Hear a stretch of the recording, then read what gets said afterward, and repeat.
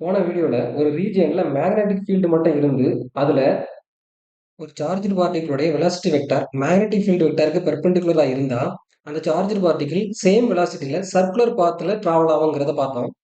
இப்போ இந்த மேக்னெட்டிக் ஃபீல்டுக்குள்ள ஏங்கிற பாயிண்ட்ல இருந்தே இந்த சார்ஜ் பார்ட்டிகளுக்கு மேல மேக்னெட்டிக் ஃபோர்ஸுக்கு ஈக்குவல் அண்ட் ஆப்போசிட் டைரக்ஷன்ல எலக்ட்ரிக் ஃபோர்ஸ் அப்ளை பண்றது மூலமா இந்த சார்ஜ் பார்ட்டிகளை ஸ்ட்ரெயிட் லைன்ல டிராவல் பண்ண வைக்க முடியும்.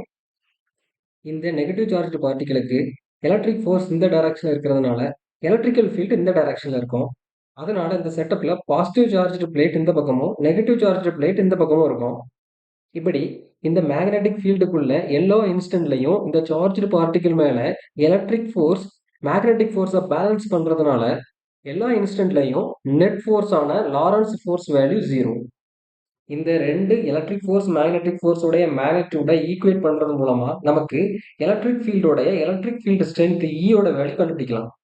இந்த வீடியோ பிடிச்சிருந்தா லைக் பண்ணுங்க. இந்த வீடியோ யாருக்கு உபயோகமா இருக்குமோ அவங்களுக்கு ஷேர் பண்ணுங்க. தேங்க்யூ.